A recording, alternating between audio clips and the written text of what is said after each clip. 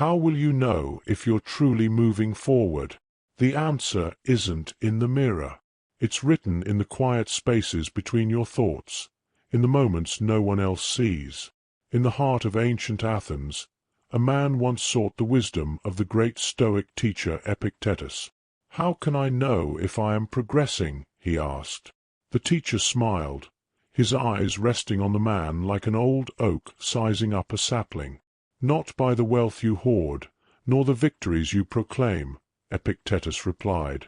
"Progress is not marked by the noise you make, but by the silence you can endure." This response left the man bewildered. He expected a formula, a list of achievements to tick off, but the Stoics measured life by an entirely different standard. They taught that progress is invisible to the impatient, but radiant to the soul that waits. Progress, they said, is like tending a fire. It begins faint, a flicker in the dark. Each challenge you face is a log thrown onto the flames. Will you stoke it patiently, letting it burn bright, or will you suffocate it with the winds of despair? Marcus Aurelius, the philosopher king, understood this deeply. Amid the chaos of war and the pressures of ruling an empire, he turned inward.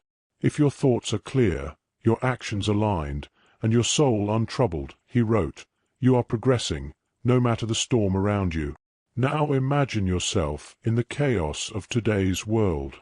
You're cut off in traffic, insulted by a stranger, overlooked for recognition. What do? Do you react with anger, shouting at shadows? Or do you step back, observe, and act with intention? The Stoics believed that the way you handle these moments reveals the trajectory of your soul. Picture this. You stand at a crossroads, two paths before you. One is lined with praise, applause, and the fleeting thrill of achievement. The other is quiet, shrouded in mist, with no guarantees of glory. Which do you choose? Seneca once wrote, "He who is everywhere is nowhere." The Stoic does not scatter their energy chasing applause. They pour their essence into becoming whole. Progress isn't a destination. It's the path you tread when no one is looking. It's in the moment you choose patience over fury, when you respond to criticism with grace instead of bitterness. The world calls these moments small, but the Stoics knew better. Each choice is a brick in the foundation of a resilient spirit. The signs of progress are subtle, almost imperceptible.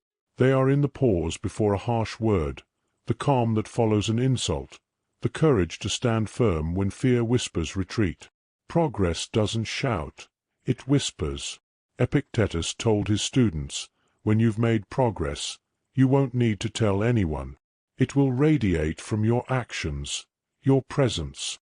The world will know, even if it cannot name what it sees." But here's the paradox.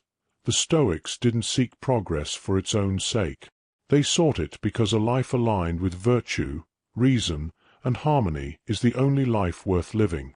Progress is the natural consequence of being true to these principles. The man who once asked Epictetus how to measure progress finally wrote his own answer. He closed his journal for the last time with these words, "Progress is a quiet melody. It doesn't scream for attention.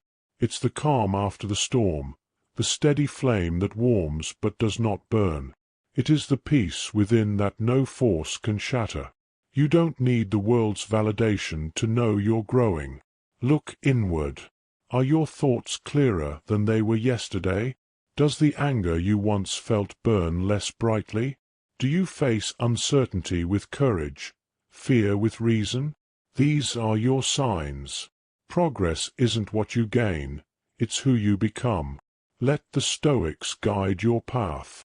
If you're seeking clarity and resilience in your own journey, subscribe now and join a community of thinkers walking this timeless path together.